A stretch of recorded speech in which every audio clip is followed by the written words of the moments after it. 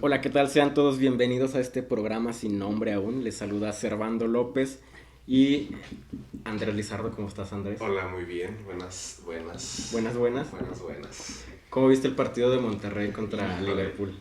Muy, muy interesante. Monterrey mostrando que hay muy buenos mexicanos. jugando Todos son fútbol. extranjeros en Monterrey, como que muy Claro bueno. que no. Bueno, más Pizarro. Pizarro. No, también Vente a había Cruz Azul. un defensa mexicano, ¿no? Que salió, uno, como Gallardo. Gallardo. Gallardo. Gallardo. Buen jugador, buen Estaba jugador. jugando. Y luego entró Layún, que pues. También es mexicano. Pero ahí nos demuestran que no sirven para nada los mexicanos. Pues la yo no. Pero Layún no intervino en esa jugada, o sea. Claro que no. No estaba del otro lado, ¿no? Yo como que, porque hasta me fijé, a ver, ¿quién fue el que se quedó tieso? ¿Se fijaron que hubo un defensa que se quedó tieso? Vio pasar la pelota delante de él. Pero no era Barba, la no era Layún. Era uno de barba, pero no era Layún. Aficionado que se respeta tiene que reventar a Layún, aunque no se lo haya visto jugar. Normal Pavón es de Cañitas de Felipe. Pavón es bueno, ¿eh? Bueno, De un tiro bueno. Sí. ¿De dónde será? Tiene un nombre como de colombiano, ¿no? No sé. No tengo idea. No sé. Pero está bonito. Dorlan. Está chido. Dorlan y Pavón. Nos acompaña además alguien que ya están escuchando. Es un invitado de lujo. ¿Dirías que es un invitado de lujo, Andrés? El invitado de lujo en el primer episodio. Ya no tenemos más invitados. ¿Dirías que se nos acabaron los invitados a partir de hoy? El primero y el último. El primero, ¿Me el pueden decir? más famoso que conocemos. Y lo tiramos en el primer tiro. Aquí vamos toda la carne al asador Sí, desde sí, el sí. primer episodio. Bueno, él es profesor de la Universidad Autónoma de Zacatecas, da clases en la Unidad Académica de Docencia Superior, en Letras, en la licenciatura en Artes, porque sí, señores, aunque ustedes no lo crean, existe una licenciatura en Artes, desde hace aproximadamente, ¿qué? ¿7 años? ¿7? ¿8 años? Bueno, o sea, ya que... Sí, pues tú estuviste en la primera, tú debes de Pues no recordar. me acuerdo ¿Hace cuánto cuándo. saliste? ¿Hace 2 años? 2011 entraste, ¿no? 2011. ¿Y ahorita qué estamos? 2019. 8 años en feria. Jesús mil veces. Bueno, 8 años. existe, es una realidad. Sí se estudia artes, porque luego la gente dice que sí, para eso se estudia. Sí se estudia para eso. Yo creo que muchos van ahí y piensan que no se estudia, ¿eh? Yo creo que llegan ahí y dicen, aquí nada, aquí igual en una maestría en la que trabajo, igual creo que los alumnos llegan y dicen, bueno, ya llegué aquí, ya, por fin aquí se acabó todo. No se estudia y pasan, de todas maneras. A veces Ese es el sí, problema. a veces no. No, pero sí estudian, sí. Bueno, O sea, sí hay que estudiar. Vamos a lo decir que me refiero es a vamos que a sí hay decir que estudiar. Y él, además de eso, es poeta. Ha escrito múltiples libros. Podríamos decir que casi 100 libros ha escrito. Ajá. Sí, claro. No todos publicados, pero ahí están ya Pero escritos están en los los 100 cajones. Y lo más importante de todo, como ya lo platicábamos hace rato, le va al Cruz Azul. Eso es lo más importante dentro de esta semblanza que hacemos de nuestro invitado. Claro, es de cementero. Cementero. Ajá. Yo te iba a preguntar algo a propósito de la semblanza tan impresionante que acabo de hacer. Que le agradezco mucho, además. Le agradezco. Bueno, ni siquiera he dicho quién es y ya estoy preguntándole. Es Javier Acosta. Tengo la bienvenida a Javier Acosta. Muchas gracias, Armando. La pregunta es, ¿eres profesor o eres poeta? Las dos cosas. Es como dicen que cuando alguien es escritor y además es profesor, uno de los dos es su amante y la otra es su esposa. Una de las dos actividades, pero yo no sé cuál es. Pues, ese es mi detalle. Eso es muy fuerte. Ese es mi detalle. Sí. Cuando tienes dos actividades de este tipo, una pues la haces más con cierto carácter, con cierta pasión, y otro pues con más devoción. Uno con pasión y otro con más devoción. Pero a mí a veces se me confunden. Y a veces no sé de qué lado estoy. ¿Crees que están unidas? O sea, que ser poeta es también de alguna manera ser profesor. ¿O por qué las confundes? Porque... O me refiero al tipo de emoción que me despiertan, al tipo de interés que me despiertan. ¿Cuál te prende más? Es que Eso sería luego, tu amante. en medio de una clase, a veces me he sentido muy bien y digo, esto está saliendo muy bien. Y hay veces también que en la escritura, pues es de tan largo tanto tiempo he estado con eso que, pues sí, es como una esposa, una primera novia que la que nunca dejaste. Que eso es duro. Pero al principio no te gustaba esa novia, ¿no? Porque una vez me platicaste que te ponían a aprenderte poemas y que te caía bien gordo. Ah, sí, fíjate, también puede ser eso. También puede ser sí, que te hayas casado con alguien que no te gustara y después te empieza a gustar mucho hasta la locura. Que tu mamá te dijo, te vas a casar con esta. Sí, no, pero es que vecina. no me gusta. No, a fuerza te casas. No me gusta. La hija de mi cuñada, de la vecina. Sí, no me gustaba mucho. La poesía concretamente no me gustaba mucho. Y lo hacía más bien por una deber filial, porque mi papá me obligaba. A él le gustaba, a mí no. Sí me gustaba leer, pero pues mis cosas. Porque me gustaba. No, poesía, o sea, como cómics, me gustaba mucho leer cómics o novelitas perturbadoras, me gustaban. Que mi papá leía, ese tipo de cosas que mi papá leía, sí me gustaba mucho leerlas a mí también. Que también mi mamá leía ese tipo de novelas, que eran cosas que se salían de lo aceptable normalmente, incluso para un niño. Pero si era literatura, valía. Creo que aquí hay muchas cosas en México que positivas respecto a ese ámbito. Que si tú dices, bueno, es artista, entonces se vale que sea así. ¿Sabes? Por ejemplo, la aceptación de la homosexualidad. En México, desde hace mucho tiempo, yo creo que desde principios del siglo XX hasta finales del XIX, si eran artistas, estaban fuera del juicio y había como se permitían ciertas prácticas, ¿no? Y creo que eso hace posible otras cosas. Igual la lectura, si esto es literatura, se vale. Si en mi familia, que era muy católica, igual. Pero si eran libros, había que respetarlos, aunque fuera muy turbio lo que estuviera dentro del libro. Cierto, cierto, sí, o sea, sí. Como cierto respeto por los libros. No sé si todavía exista, pero en mi infancia los libros tenían como cierta devoción. Sí, hay una barrera muy interesante, ¿no? Entre la gente que se abstiene a llegar a ellos y totalmente los juzga, y la gente que lo permite y le permite hacer todo lo que sea, ¿no? A lo que está allá dentro de los libros, sí. Sí. Por ejemplo, en el caso de Juan Gabriel, yo tengo muy presente eso. Juan Gabriel era gay, todo México lo sabía y lo aceptaba. Y todo México lo aceptaba. Los más machines, digamos los más heteropatriarcales de México, lo aceptaban y pues, es que es Juan Gabriel. No podrías gritarle en un palenque, ¡joto! No tenías derecho a ser... Bueno, a nadie se le ocurría, creo. O sea, no tenía realmente haters que se supiera o que fueron movimientos y que se conocieran los medios, no. Entonces, eso para mí es un signo de cierta apertura que permite los pactos ficcionales. Es como un pacto ficcional. Si eres artista, más bien pues eres una ficción. ¿Cómo voy a reclamarte el modo en que tú seas? Si eres un libro, eres una ficción. ¿Cómo voy a reclamarte que tengas majaderías o escenas sexuales, casi pornográficas o de plano pornográficas, o que seas ajeno a las creencias religiosas? Pues que es un libro, se lo respetaban, ¿no? Y si es una ficción, tú que te dedicas a la escritura, ¿sí es una ficción el artista? Sí, es una ficción. Más bien creo que ahí está muy claro que es una ficción, porque yo creo que también nosotros, cuando no somos artistas, también ejercemos ciertas ficciones. Un profe me decía que la ficción no significaba que algo fuera falso, que las ficciones pueden ser relatos, pueden ser imágenes, que se definen más bien por los efectos que causan que por su realidad, ¿sabes? Entonces son importantes los efectos de esto. Las ficciones tienen efectos aunque no tengan realidad, y nosotros pues también en cierto modo no tenemos tanta realidad como pensamos, aunque tenemos mucha, no tenemos tanta, pero creamos efectos en nosotros. Entonces si hay algo no sé cuál era la pregunta, me perdí en esto. Que si de verdad son ficciones. Bueno, porque hablabas de cómo... Sí, pero son ficciones no en el sentido de que sean falsas. Sí. Las ficciones causan efectos, son ficciones que crean realidades.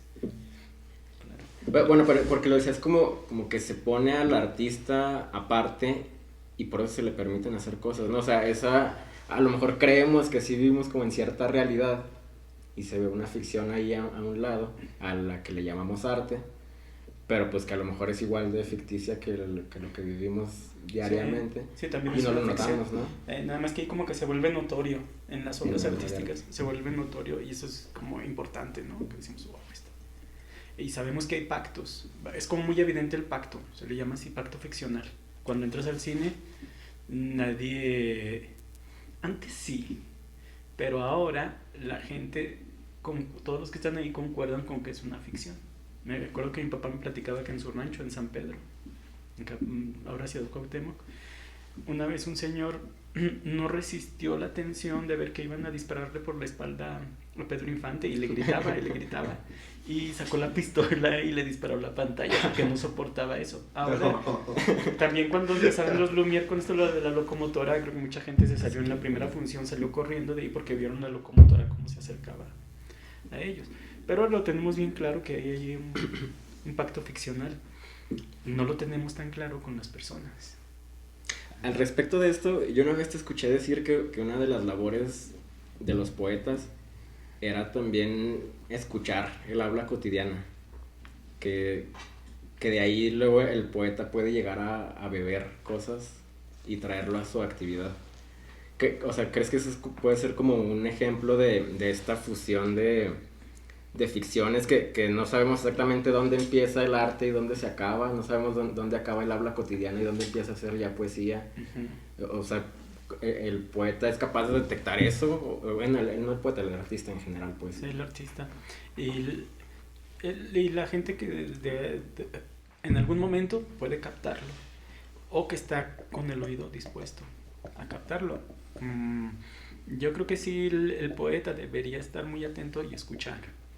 No solamente escuchar en un sentido trascendente, como dice Heidegger, no, estar con el oído, a lo más riesgoso, a lo originario, a lo imperceptible, a lo mudo, como en el cuadro de Munch, al grito de la naturaleza que nadie oye más que él, no, sino también a las prácticas habituales del habla viva, donde hay expresiones, giros, a veces automatizados, pero que tienen como restos, vestigios de un habla y que vivifican el habla, de un habla antigua y que vivifican el habla.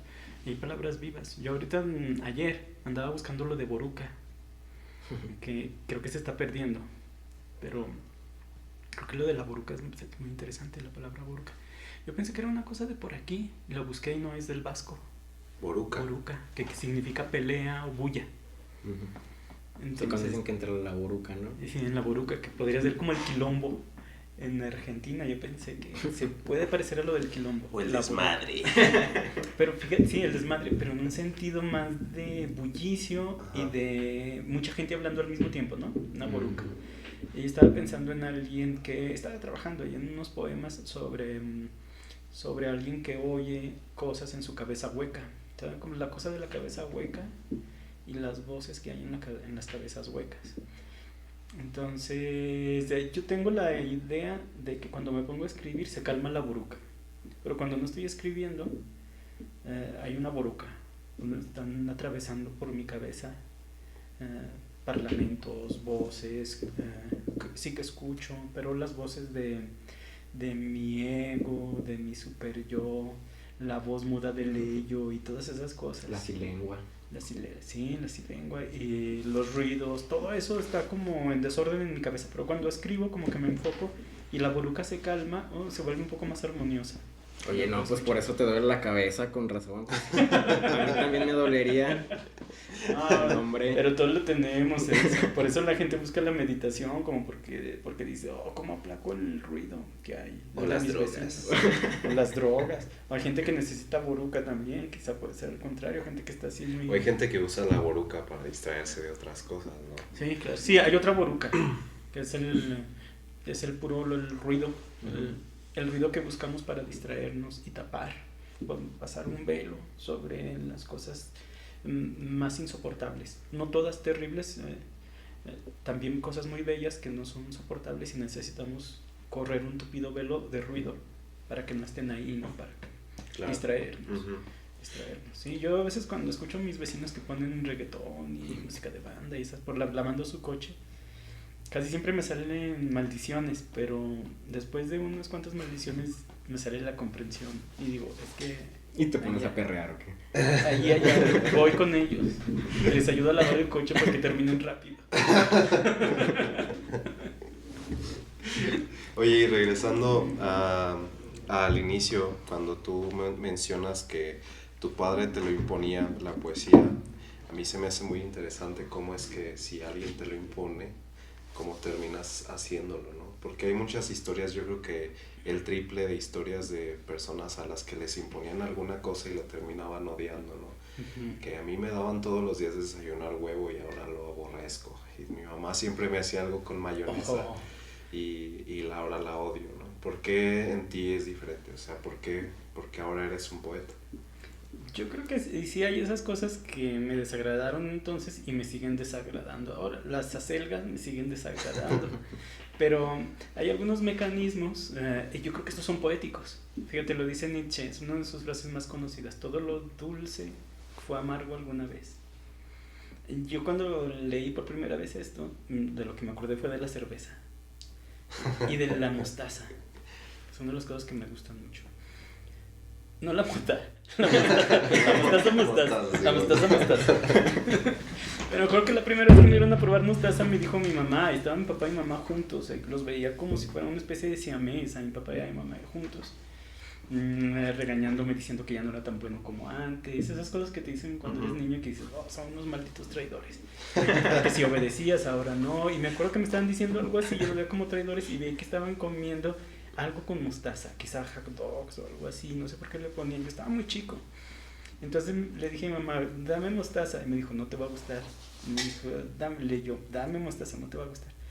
Y agarró mostaza con su dedo del bote, me dijo, saca la lengua, la saqué, y en cuanto me lo puso en la lengua, ya que ella me había hecho la profecía, esas profecías que se autocumplen, en el momento en que lo dices, me lo puse en la lengua y vomité.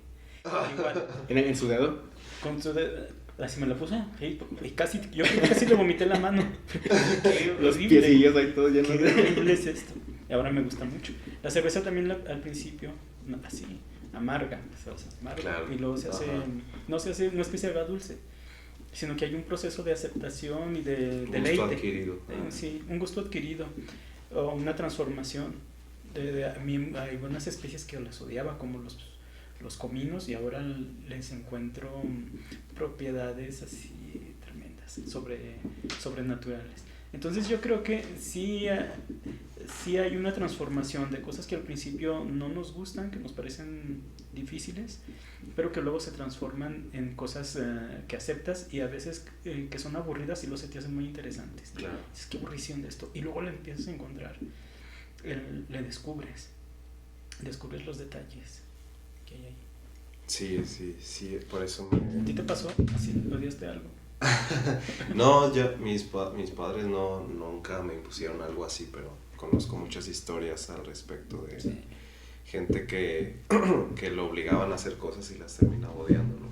En el ámbito deportivo también conozco mucha gente que desde pequeño la obligaban a hacer deporte y ahora ya no lo hace, o sea, o ya no le gusta.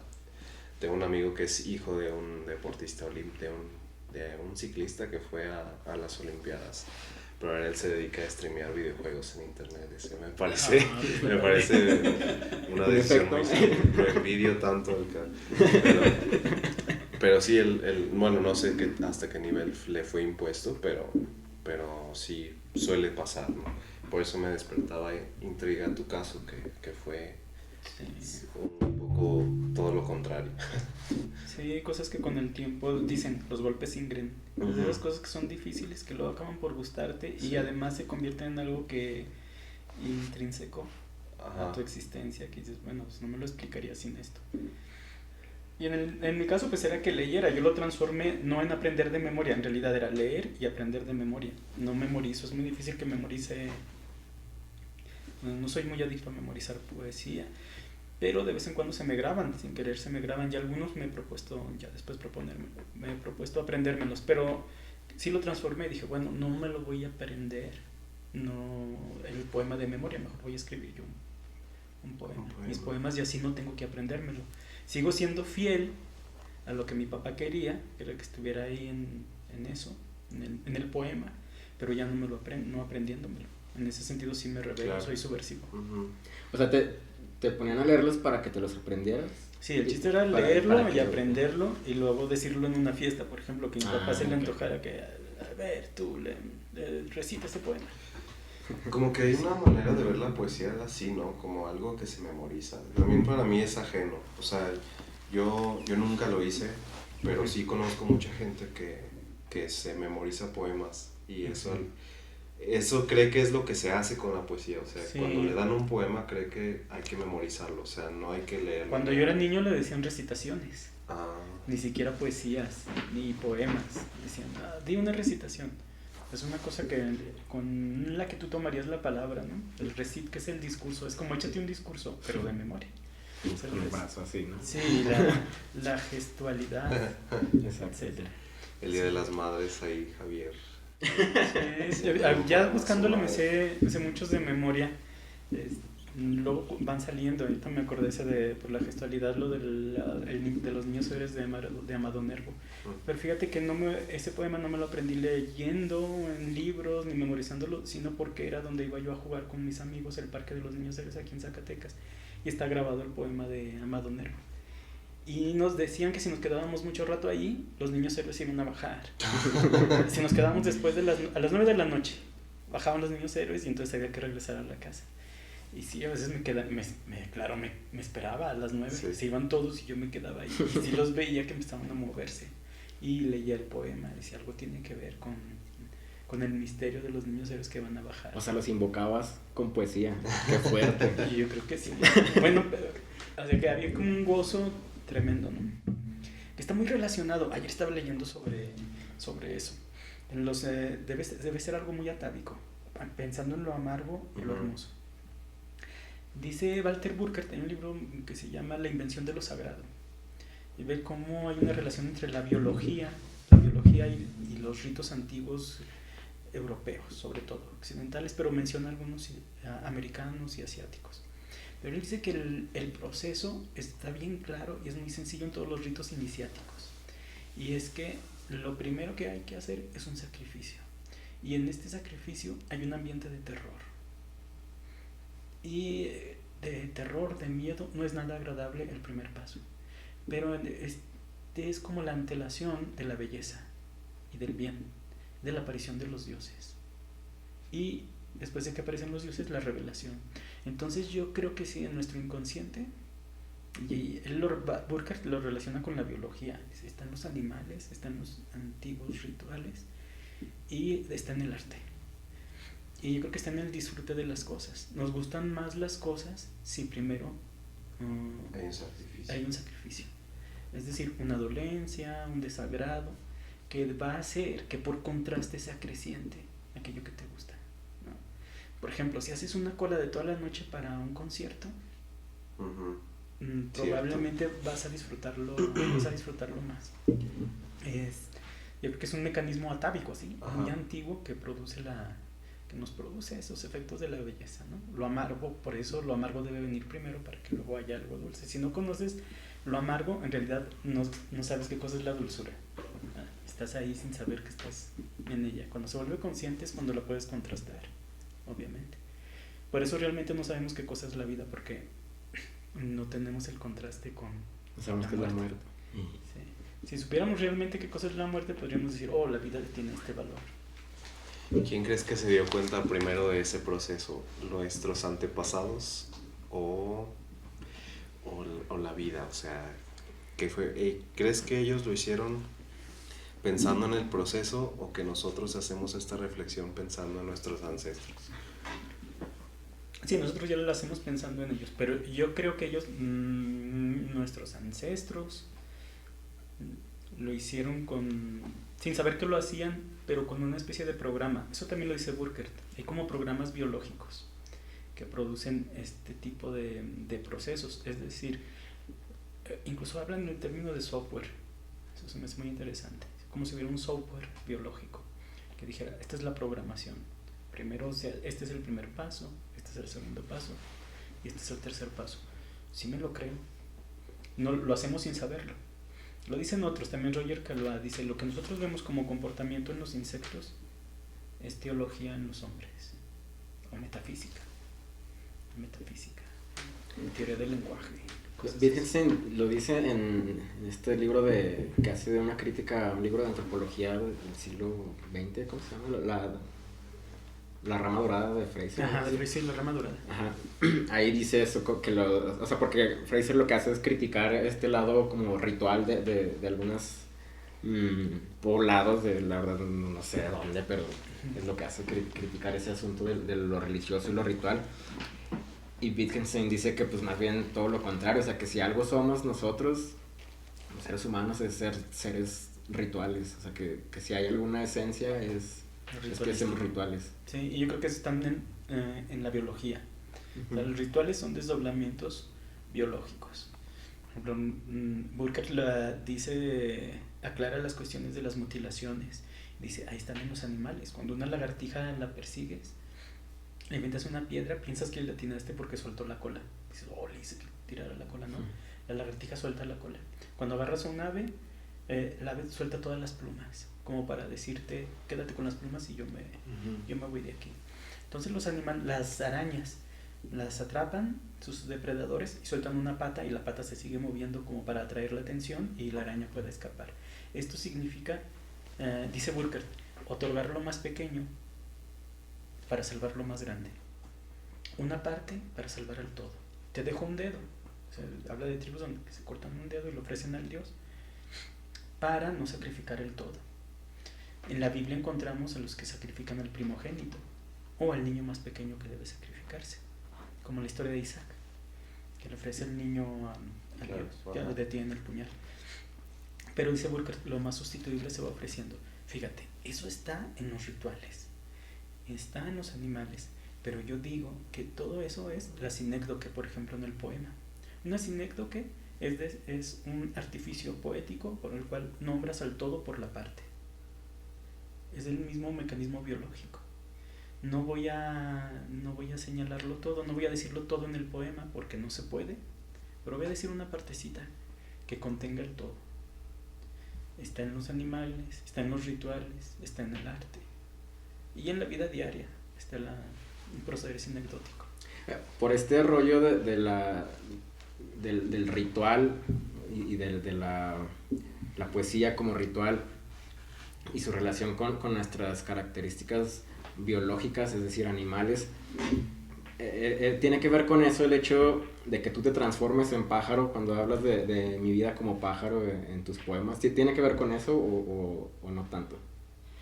Fíjate que igual ha sido sin saberlo, pero ya lo he reflexionado después.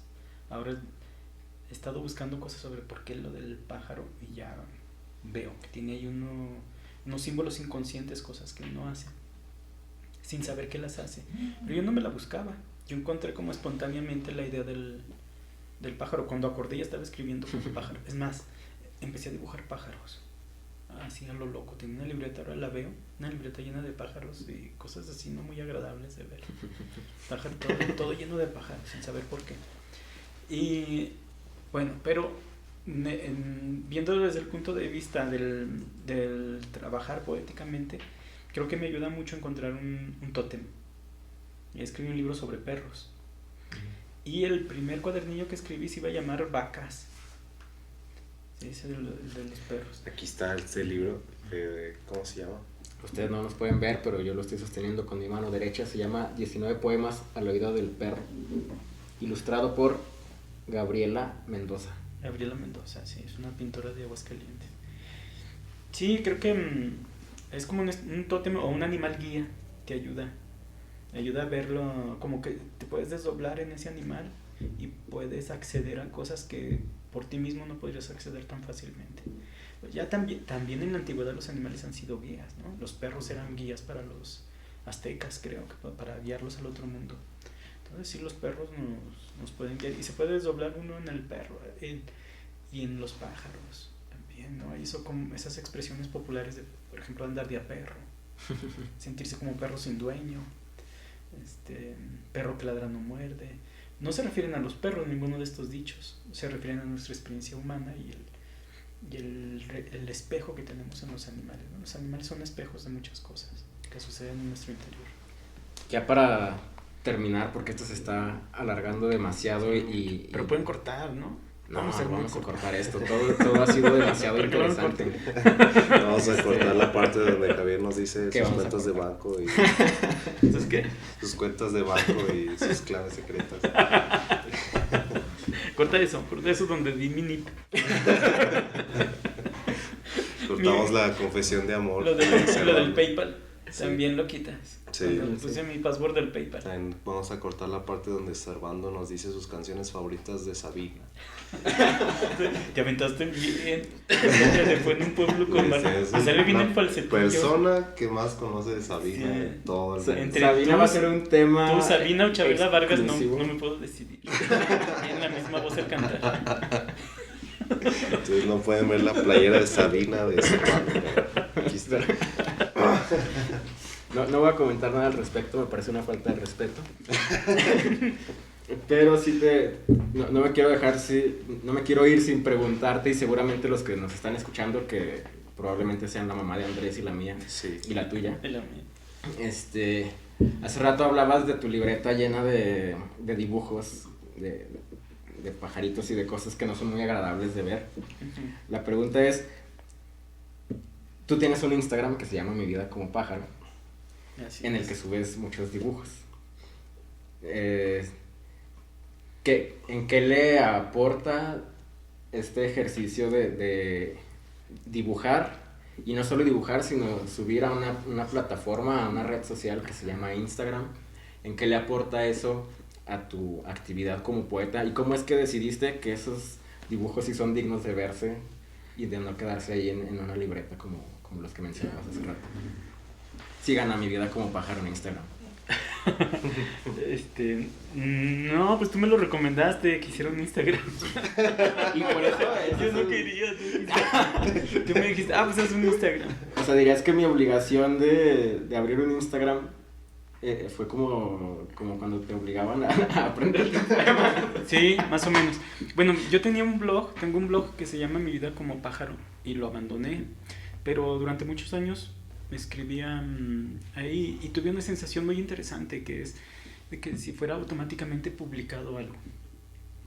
Y me emociona mucho el escribir algo que está indefenso. En cuanto le das clic, ya está el poema ahí como indefenso frente a quien lo quisiera leer.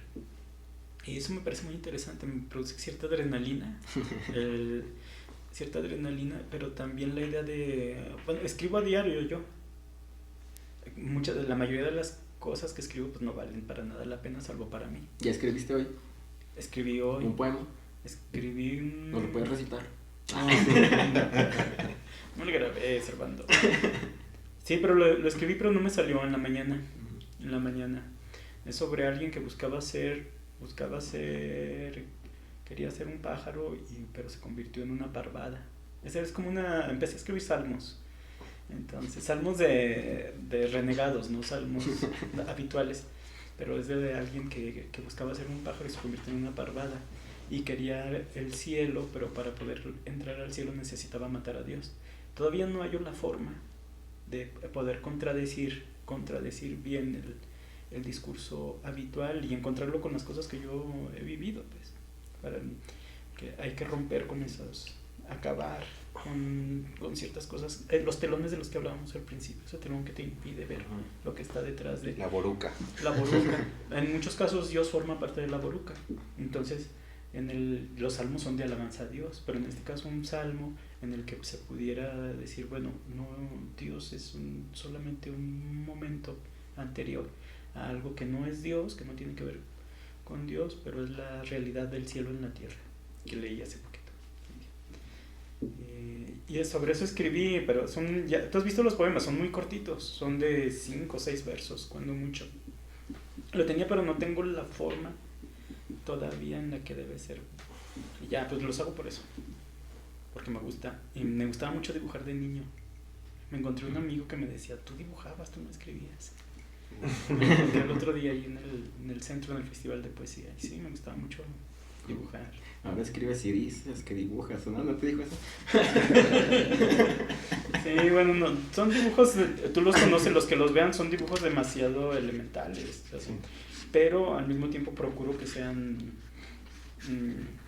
que haya cierta... Transmisión. Sí, cierta transmisión, y sobre todo cierto silencio en el dibujo.